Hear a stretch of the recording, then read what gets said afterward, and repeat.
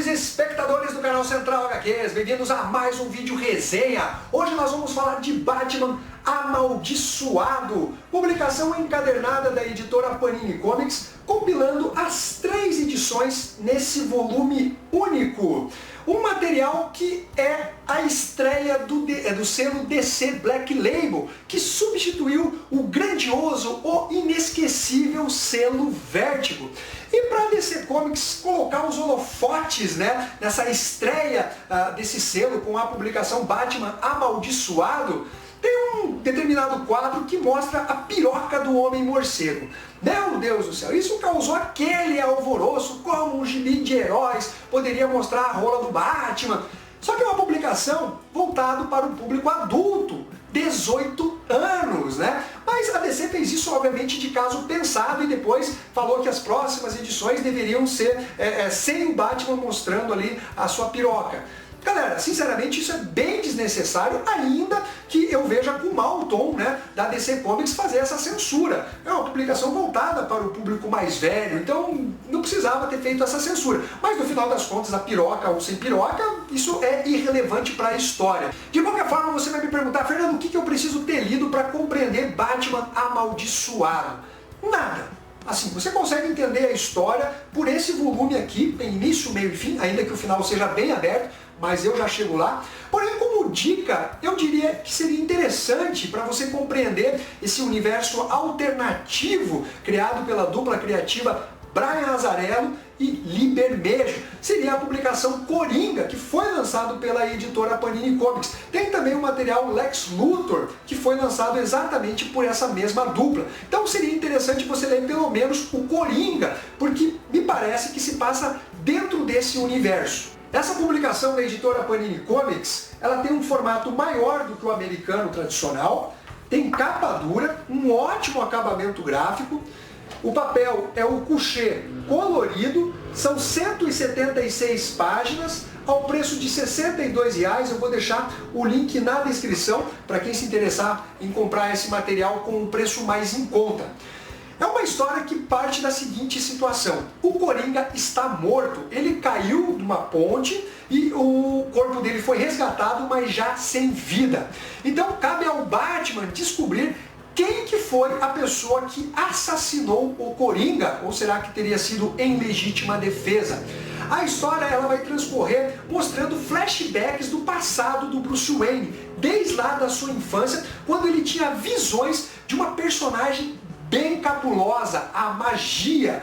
Ela que fica ali aparecendo, atentando o Bruce Wayne, e mostra também o pai do Bruce, o Thomas, que não é aquela versão médica de reputação ilibada, que é um exemplo para o filho. Pelo contrário, aqui ele é um cara infiel. A relação dele com a Marta é de atrito, os dois ficam ali discutindo, um dando indireta no outro. Então o Bruce Wayne, ele não foi criado naquele ambiente em que os pais são tudo para ele, são exemplos.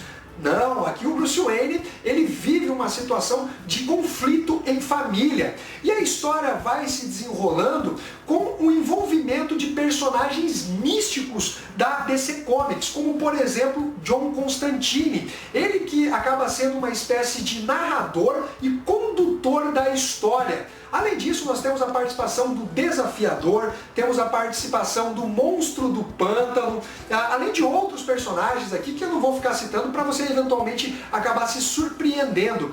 E é muito interessante que essa é uma publicação que não se passa no universo tradicional DC, é um Elseworld, ou seja, a realidade aqui ela é modificada. E o trabalho do Lee Bermejo, meus amigos, é algo assim de explodir a cabeça. A começar pelo traje do Batman. Meus amigos, parece que você pode tocar no uniforme do Homem-Morcego de tão real. Você vê os detalhes do tecido, da armadura. É algo realmente espetacular. Você fica babando em cada uma das páginas. Os cenários, aquela coisa gótica, sombria, porque ele traz algo meio sobrenatural dentro da construção da história feita pelo Brian Azzarello. é tudo perfeito, assim, é a Gotham mais maravilhosa que eu já vi desenhada nos quadrinhos. O Lee Bermejo aqui, ele consegue apresentar, na minha opinião, o seu melhor trabalho. Ele que já fez outros relacionados ao universo do Batman, seja com o Coringa, do Brian Azzarello, seja em Batman Noel, que inclusive teve resenha aqui no canal Central HQs. Então, o trabalho do Lee Bermejo é simplesmente algo para se tirar o chapéu. Inclusive, os personagens que aparecem, eles são modificados de alguma forma, mas são facilmente reconhecíveis. O Desafiador é como se ele não tivesse pele, então todo o corpo dele é de musculatura, ele não usa um uniforme vermelho, aquele vermelho são os músculos dele. Então tem todo um lance ali de reformular, inclusive, os personagens da DC Comics. Esse trabalho aqui, em termos artísticos, e eu não falo só das cenas, eu falo da própria narrativa, é nota 10 fácil, para não dizer nota 1000,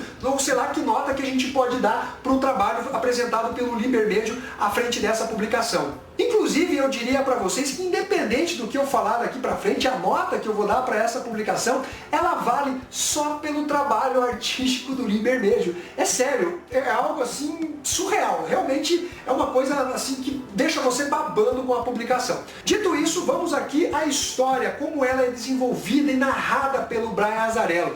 Eu gostei bastante da construção técnica, fazendo esse paralelo entre o passado do jovem Bruce com o presente, o John Constantine aparecendo e colocando mais pimenta ali na comida do Batman, na resolução desse caso envolvendo a morte do Coringa. Só que ainda que traga todos esses elementos necessários para uma história que envolve o sobrenatural, uma narrativa tensa, misteriosa, muito bem feita pelo Brian Azzarello, quando você começa a olhar pontualmente algumas questões, acaba desagradando. Como, por exemplo, por que que a magia, ela desde a infância do Bruce Wayne vem perturbando ele, sabe? Por que que desde tenra idade o Bruce Wayne tem essas visões? Isso não é explicado. E eu não acho que tudo deva ser esmiuçado para o leitor. Mas, pô, qual é a explicação para ela aparecer e depois voltar a aparecer na idade adulta? Sabe? Fica uma coisa que você não consegue ter um norte, né? Nem uma suspeita do porquê isso acontece. Mas não é só isso, o próprio final da história traz uma interpretação excessivamente aberta. É algo que eu sequer consigo teorizar, eu não consigo apresentar versões, ideias do que poderia ter acontecido nesse final de tão aberto que ele ficou. E eu particularmente me incomodo bastante com esse tipo de final ou de história que acaba deixando tudo na mão do leitor. Tem materiais que trazem uma questão interpretativa, mas onde há uma construção de terreno e você fica ali matutando dentro de 2, 3 interpretações. Eu posso citar o exemplo de Batman, a Piada Mortal, com roteiros do Alan Moore, onde nós temos aquele final que o Batman pega o Coringa pelo pescoço, né, fica assim, e você, será que ele matou ou não matou? Você está entendendo qual é a interpretação aí? Você tem toda a base, você fica na dúvida só se ocorreu a morte do Coringa ou se não ocorreu a morte do Coringa. Ainda que o Alan Moore tenha dito que o Batman não matou e o Grant Morrison fala que não, que o Coringa morreu ali.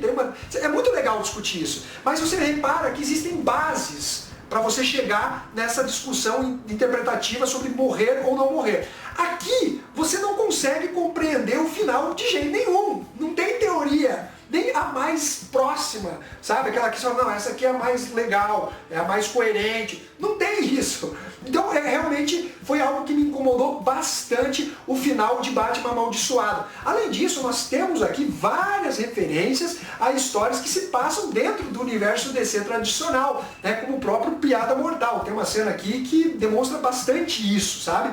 De qualquer forma, esse roteiro do Brian Azzarello, a forma que a publicação é narrada e desenvolvida, num contexto geral, ela funciona. Você realmente entra dentro da história, você fica apreensivo com o que o Batman vai acabar descobrindo, aonde que ele está, porque é uma coisa meio loucura o que ele vem vivendo dentro dessa história, que carrega muito no elemento sobrenatural do universo DC, mas realmente ele peca em alguns aspectos, principalmente no final, deixando uma coisa muito aberta dentro da publicação. De qualquer forma, eu diria que é um material que vale a pena você ter na coleção. Eu dou uma nota 8, poderia ser uma nota até maior, inclusive uma nota 9, não fosse aí esse aspecto que talvez seja mais subjetivo da minha parte, mas de deixar uma história simplesmente com um final que você não entende, né? É louco isso.